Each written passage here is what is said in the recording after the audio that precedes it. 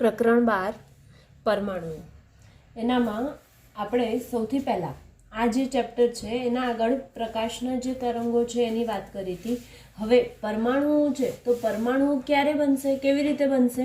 તો સૌથી પહેલાં આપણી પાસે કોઈક વસ્તુ છે એટલે કે ધારો કે આપણી પાસે ધાતુ છે. ધાતુમાં શું હશે? ધાતુ કેવી રીતે બને? તો ધાતુ જે છે એ બહુ બધા અણુઓ ભેગા કરીએ ત્યારે એક આખી ધાતુ બને છે. એ અણુઓ જે ભેગા કર્યા એ અણુઓ શેમાંથી બન્યા હતા? તો અણુઓ જે છે એ કોનામાંથી બન્યા હતા?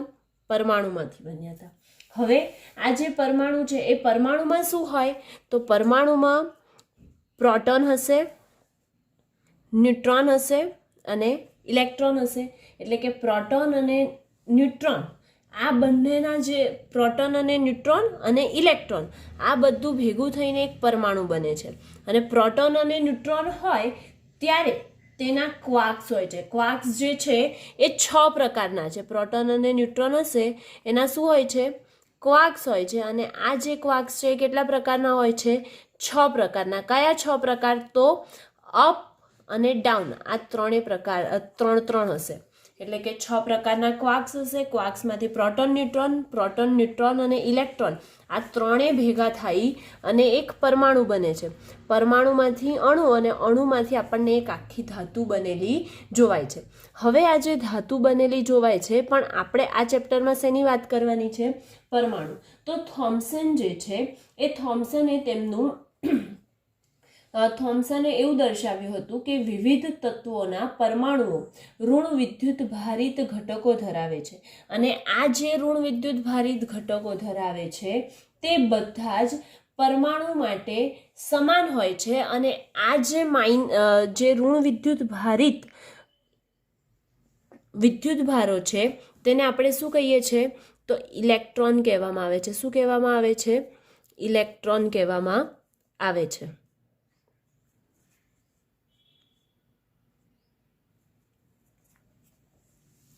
આ બધા જ પરમાણુઓ ઋણ વિદ્યુત ભારિત ઘટક હોવા છતાં બધા પરમાણુઓ વિદ્યુત રીતે તટસ્થ છે.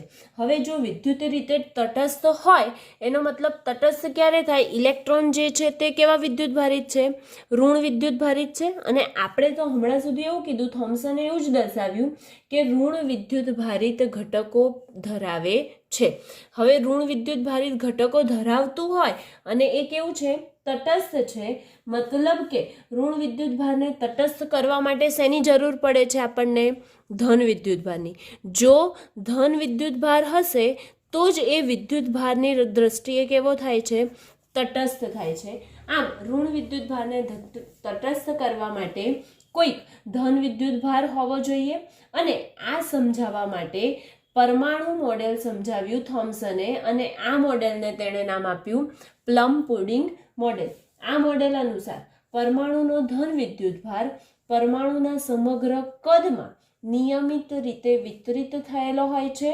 આમ ઋણ વિદ્યુતભાર ઇલેક્ટ્રોન તરબૂચમાંના બીજની માફક તેમાં જકડાયેલા હોય છે, જેને આપણે પ્લમ પુડિંગ મોડેલ કહેવામાં આવે છે. હવે આ જે પ્લમ પુડિંગ મોડેલ છે એની ચર્ચા બાદ આપણે જોઈએ કે જે આલ્ફા કણ પ્રકીર્ણન અને પરમાણુ અંગેનો રથરફોર્ડનો ન્યુક્લિયર મોડેલ. હવે એ જે પરમાણુનો ન્યુક્લિયર મોડેલ છે તે ગેગર માસ્ટરના પ્રકીર્ણનનો પ્રયોગ. તો તેમણે શું કર્યું હતું ગેગર માસ્ટરના પ્રયોગમાં? કે એક ક્યુબ લેવામાં આવે છે, બોક્સ છે, એની અંદર આપણે આકૃતિમાં અહીંયા જે પ્રમાણે દર્શાવીએ છીએ એ પ્રમાણે એક બિસ્મથનો સોર્સ લેવામાં આવે છે. એ બિસ્મથના સોર્સને ઉત્સર્જિત થતા આલ્ફા કિરણો એક પ્લેટ બનેલી છે. અને એ પ્લેટમાં આ બધા જ ઇલેક્ટ્રોન શું થાય છે? અથડાય છે. આ પ્લેટ પર બધા જ ઇલેક્ટ્રોન અથડાય છે અને વચ્ચે એક સોનાના વરખ ચડાવેલી પ્લેટ છે એમાંથી પસાર થાય છે. અને ત્યાંથી જ એ બધા શું થાય છે? અથડામણ અનુભવે છે. અને ક્યાં અથડાય છે?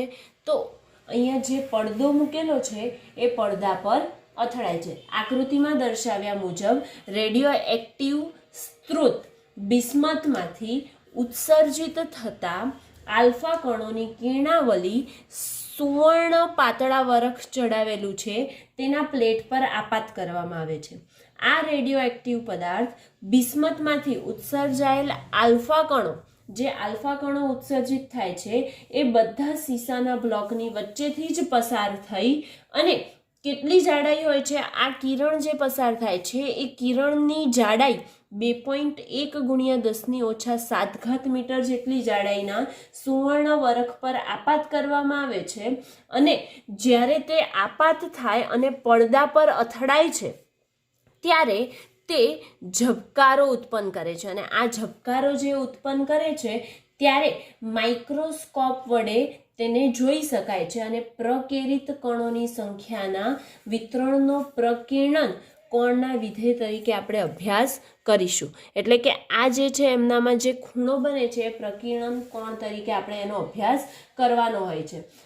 જ્યારે આ બધા જે પ્રયોગો થયા એ પહેલાં અર્નસ્ટ રુથરફોર્ડે પણ રેડિયો એક્ટિવ તત્વોમાંથી આલ્ફા કણોને ઉત્સર્જન કરી અને બંધારણની જાણકારી મુજબ તેમણે પણ એક મોડેલ રજૂ કર્યું હતું. તેમાં પરમાણુ જે છે એ પરમાણુના સૂક્ષ્મ કેન્દ્ર પર પરમાણુનું સમગ્ર દળ કેન્દ્રિત થયેલું હોય છે. જે એક આખો પરમાણુ છે એના વચ્ચેના ભાગમાં પરમાણુના કેન્દ્ર પર જ સમગ્ર દળ કેન્દ્રિત થયેલું હોય છે, જેને આપણે શું કહેવામાં આવે છે? ન્યુક્લિયસ કહેવામાં આવે છે.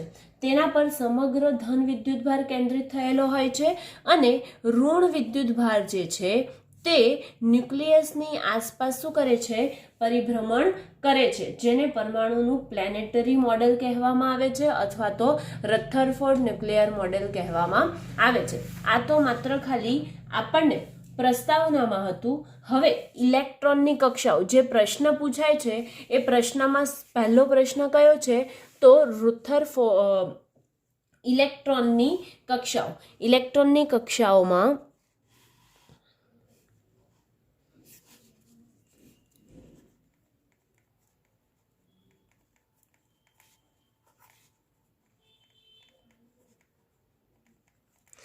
ઇલેક્ટ્રોનની કક્ષાઓ મતલબ કે જે પરમાણુ છે તે હાઇડ્રોજન પરમાણુ સાથે તે કુલ ઉર્જા, હાઇડ્રોજન પરમાણુની કુલ ઉર્જા કેટલી મેળવે છે? પરમાણુની કુલ ઉર્જા માટેનું સૂત્ર આપણે મેળવવાનું છે. તો સૌ પ્રથમ ધારો કે આપણી પાસે એક પરમાણુ છે, એ પરમાણુમાં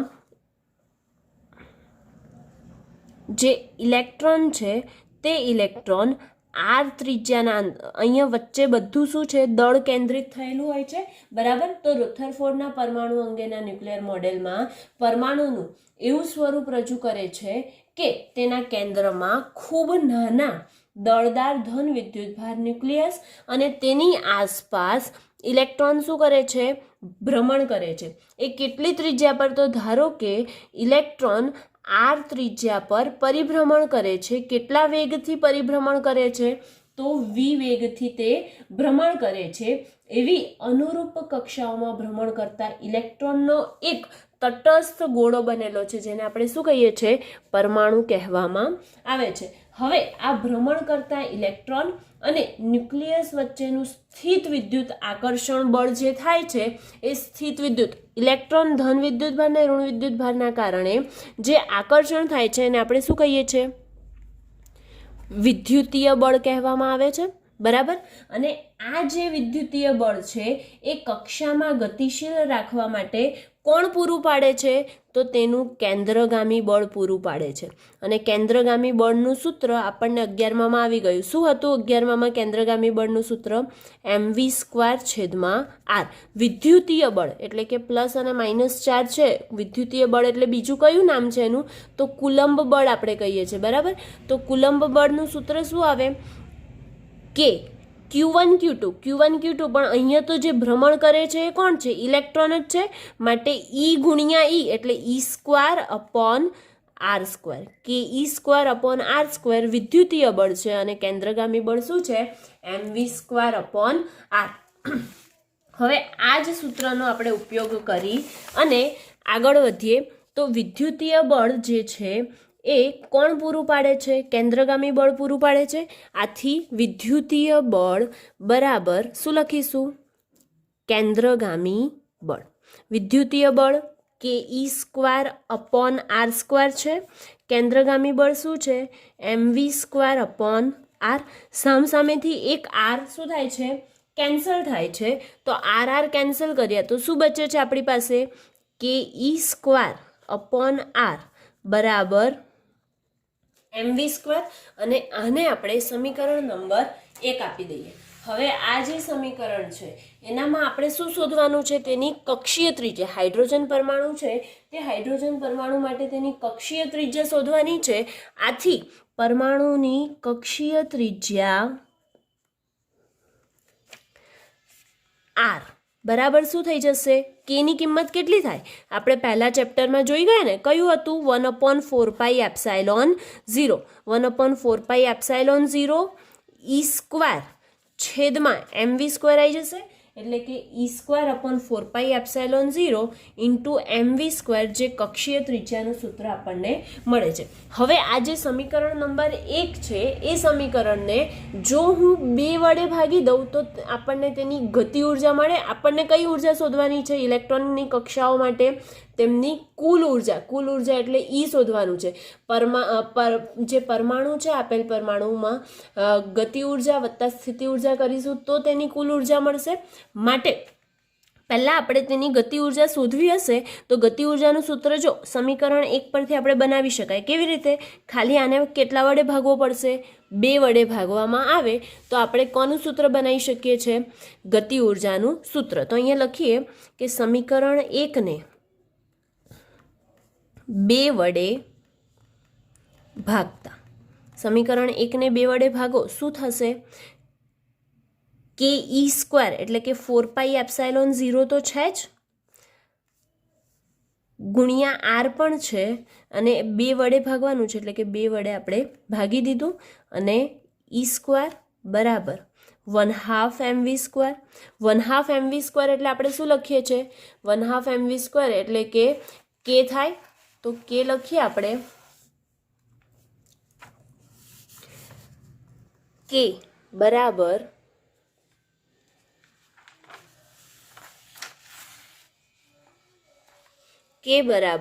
શું થઈ જશે? e²/8πε0 r. હવે e² બરાબર જો 8πε0 r આપણને સૂત્ર મળતું હોય તો એ સૂત્ર પરથી આપણને તેની ગતિ ઉર્જા k બરાબર શું લખી શકીએ?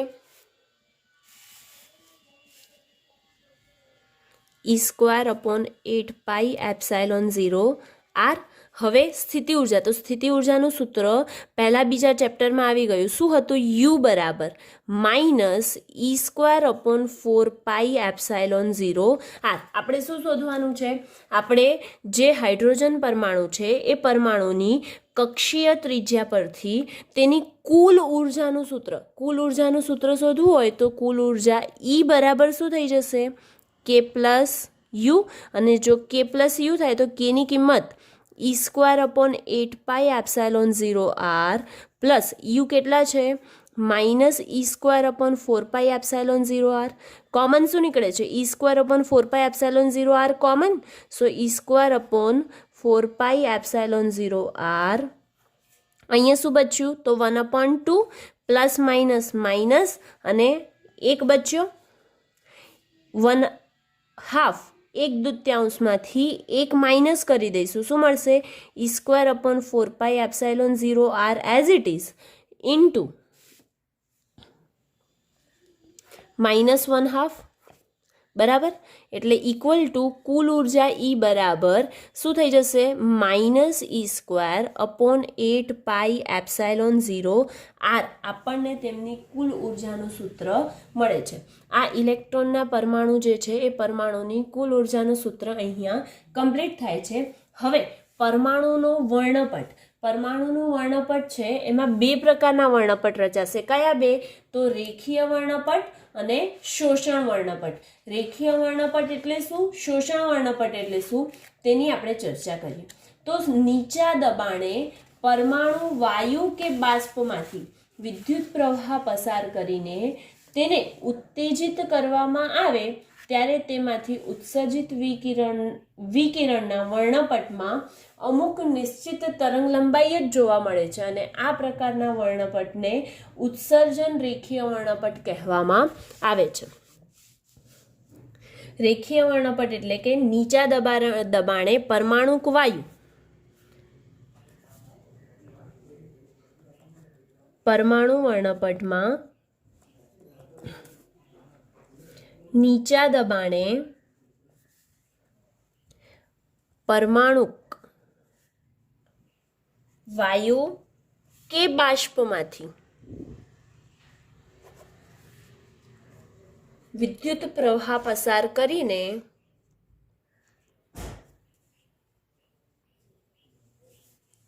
તેને ઉત્તેજિત કરવામાં આવે ત્યારે તેમાંથી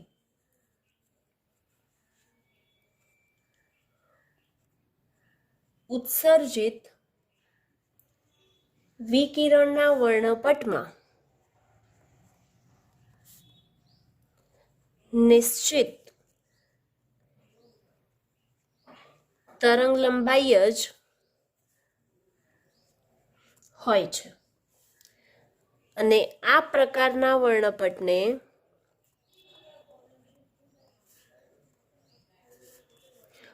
ઉત્સર્જન રેખીય વર્ણપટ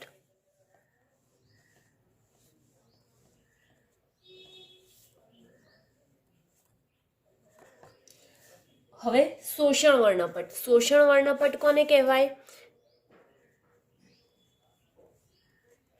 અહીંયા પણ આપણે શું લીધું હતું? વાયુ કે બાષ્પમાંથી.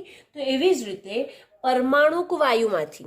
પરમાણુક વાયુમાંથી જ્યારે શ્વેત પ્રકાશ આપાત કરવામાં આવે અને એનામાં નિર્ગમન પામતા પ્રકાશમાંના પરમાણુની લાક્ષણિકતા ધરાવતી અમુક ચોક્કસ તરંગલંબાઈઓ શું હોય છે? ગેરહાજર હોય છે. તેના કારણે આપણને તેટલો ભાગ કાળો જોવાય છે અને આ રીતે જે આ પ્રકારનો જે અપ્રકાશિત રેખાઓથી બનતો જે વર્ણપટ છે તેને શોષણ વર્ણપટ કહેવામાં આવે છે. એટલે કે પરમાણુક વાયુમાંથી શ્વેત પ્રકાશ પસાર થાય ત્યારે તેમાંથી નિર્ગમન પામતા પ્રકાશમાં પરમાણુની લાક્ષણિકતા ધરાવતી અમુક ચોક્કસ તરંગલંબાઈઓ શું હોય છે? ગેરહાજર.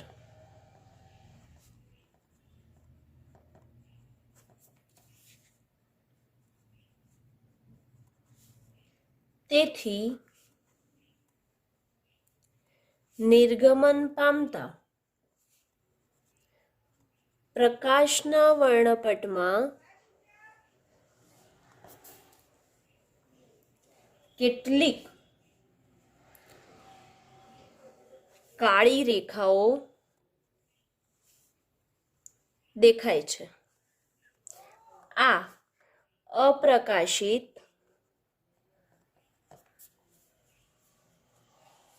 રેખાઓથી બનતા વર્ણપટને શોષણ વર્ણપટ કહે છે. ઓકે, હવે આ શોષણ વર્ણપટ અહીંયા કમ્પ્લીટ થયો. આપણે વર્ણપટ શ્રેણી એટલે શું એની ચર્ચા કરીએ. વર્ણપટ શ્રેણી એટલે કે પરમાણુના વર્ણપટમાં મળતી રેખાઓના તેમની આવૃત્તિ કે તરંગલંબાઈ અનુસાર ચોક્કસ સમૂહ બનાવી શકાય છે અને આવા સમૂહને વર્ણપટ શ્રેણી કહેવામાં આવે છે. ફરીથી વર્ણપટ શ્રેણી કોને કહેવામાં આવે? તો પરમાણુના વર્ણપટમાં મળતી રેખાઓના તેમની આવૃત્તિ કે તેમની તરંગ લંબાઈ અનુસાર એક ચોક્કસ સમૂહ બનાવી શકાય છે અને તે સમૂહને વર્ણપટ શ્રેણી કહેવામાં આવે છે. જો લાલ રંગના વિભાગમાં મહત્તમ તરંગ લંબાઈ 656.3 નેનોમીટર એટલે કે એચ આલ્ફા સ્વરૂપે હોય છે. બ્લુ અને ગ્રીન પ્રકાશ જ્યારે હશે ત્યારે તેનામાં દેખાતી તરંગ લંબાઈ 486.1 નેનોમીટર અને કયા ભાગમાં હશે તો એચ બીટા વાળી જે રેખા હશે તે ભાગમાં હશે. અને જાંબલી વિભાગમાં દેખાતી જે તરંગ લંબાઈ છે તે 434.1 નેનોમીટર હશે અને કયા ભાગમાં હશે તો એચ ગામા ભાગમાં તે જોવા મળે છે. હવે વર્ણપટ શ્રેણીની જે વ્યાખ્યા જોઈ તેના પરથી કઈ તરંગ લંબાઈ અનુસાર તેની વર્ણપટ શ્રેણીમાં આપણે એના વિભાગ કર્યા છે તે આપણે પ્રશ્ન સૌથી પહેલા જોઈએ.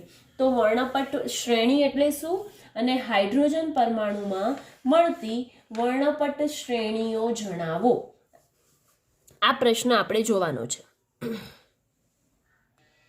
પ્રશ્ન શું છે? વર્ણપટ શ્રેણી એટલે શું, હાઇડ્રોજન પરમાણુમાં મળતી વર્ણપટ શ્રેણીઓ જણાવો.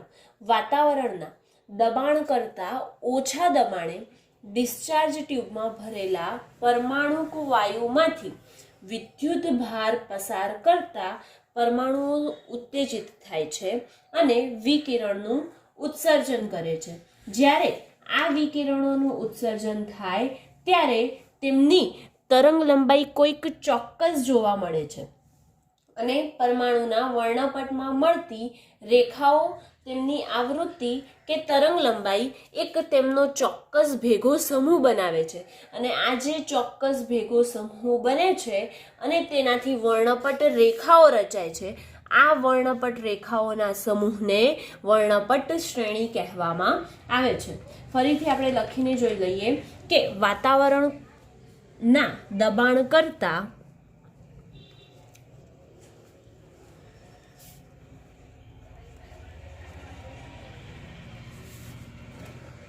ઓછા દબાણે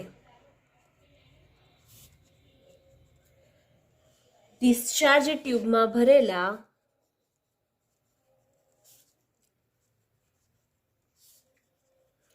પરમાણુ વાયુમાંથી વિદ્યુત ભાર પસાર કરતા પરમાણુ ઉત્તેજિત થાય છે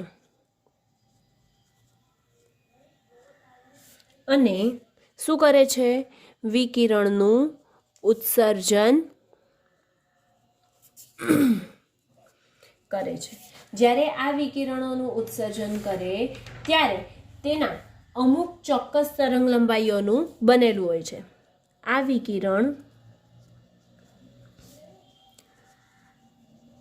ચોક્કસ તરંગ લંબાઈનું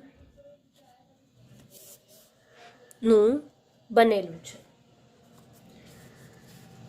પરમાણુના વર્ણપટમાં મળતી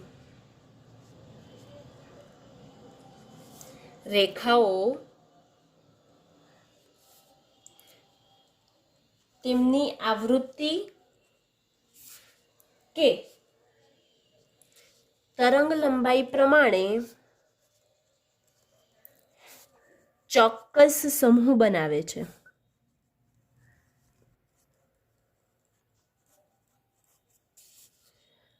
આ સમૂહને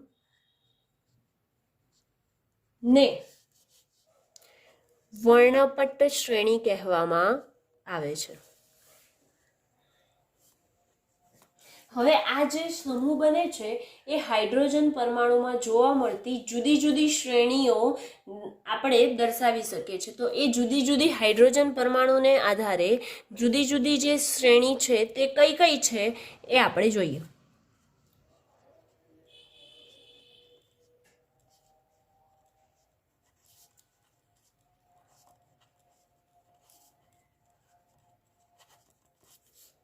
સૌથી પહેલા લાયમન શ્રેણી. લાયમન શ્રેણી શું હશે તો જ્યારે પરમાણુમાં ઇલેક્ટ્રોન કોઈ પણ ક્વોન્ટમ આંકવાળી કક્ષામાંથી n બરાબર 1 ક્વોન્ટમ આંકવાળી કક્ષામાં સંક્રાંતિ કરે ત્યારે મળતી વર્ણપટ શ્રેણીને લાઇમન શ્રેણી કહેવામાં આવે છે. કોઈ પણ તરંગ લંબાઈ ધરાવતી હોય એ ક્વોન્ટમ આંકવાળી કક્ષામાંથી n બરાબર 1 વાળી કક્ષામાં એ કૂદીને આવે, સંક્રાંતિ કરે, તેને લાઇમન શ્રેણી કહેવામાં આવે છે. તો એના માટે લાઇમન શ્રેણી જે કહેવામાં આવે છે, કોઈ પણ કક્ષામાંથી કૂદી ઇલેક્ટ્રોન જે છે એ ગતિ કરતો હોય, ઇલેક્ટ્રોન ભ્રમણ કરતો હોય, ત્યારે ક્વોન્ટમ આંકવાળી કક્ષામાંથી n બરાબર 1 ક્વોન્ટમ આંકવાળી કક્ષામાં પ્રવેશે. n બરાબર 1 ક્વોન્ટમ આંકવાળી કક્ષામાં સંક્રાંતિ કરે ત્યારે મળતી શ્રેણીને કઈ શ્રેણી કહેવામાં આવે છે? લાઇમન શ્રેણી કહેવામાં આવે છે. હવે n બરાબર 1 છે, તો આ શ્રેણી જે છે તે યુવી વિભાગમાં એટલે કે અલ્ટ્રાવાયોલેટ વિભાગમાં જોવા મળે છે. આ શ્રેણી યુવી વિભાગમાં જોવા મળે છે અને તેનું સૂત્ર શું છે? તો 1/λ બરાબર r 1/1² માઇનસ 1/n². હવે n શું લઈશું? તો n બરાબર 1 તો આવી ગયો એટલે 1 ઓછા 1 લઈએ તો 0 થઈ જશે. માટે n આપણે ક્વોન્ટમ આંક જે છે 2, 3, 4, 5 એવી કક્ષાઓમાંથી સંક્રાંતિ કરીને n બરાબર 1 વાળી ક્વોન્ટમ આંક ધરાવતી કક્ષામાં આવશે. એવી જ રીતે લાઇમન શ્રેણી બાદ આવે છે બામર શ્રેણી. આ બામર શ્રેણીની તરંગ લંબાઈ બામર શ્રેણીની તરંગ લંબાઈ 1/λ બરાબર r. બીજી શ્રેણી છે બરાબર, માટે 1/2² માઇનસ 1/n². જ્યાં ક્વોન્ટમ આંક n બરાબર શું લેવામાં આવે? તો 3, 4, 5. એટલે કે જે n લેવામાં આવશે તે હંમેશા એનાથી ઉપરની કક્ષામાં હશે, તેનાથી નીચેની કક્ષામાં નહીં હોય. એવી જ રીતે આ જે શ્રેણી છે બામર શ્રેણી, તે આપણને દૃશ્યમાન વિભાગમાં મળતી શ્રેણી છે. હવે આગળની જે બીજી શ્રેણી છે, ટોટલ 5 શ્રેણી છે, એનામાંથી આગળની જે 3 શ્રેણી છે તે આપણને ઇન્ફ્રારેડ વિભાગમાં જોવા મળે છે. કઈ 3 શ્રેણી? તો પહેલી જે છે એ પાશ્ચન શ્રેણી. આ પાશ્ચન શ્રેણી કઈ બાજુ જોવા મળે છે? તો ઇન્ફ્રારેડ વિભાગમાં, અને તેની તરંગ લંબાઈ 1/λ બરાબર r 1/3² માઇનસ 1/n². જ્યાં n શું લઈશું? 4, 5, 6 અપ ટુ ડેશ લેવામાં આવે છે. ત્યારબાદ બ્રેકેટ શ્રેણી, આ પણ આપણને ઇન્ફ્રારેડ વિભાગમાં જ જોવા મળે છે.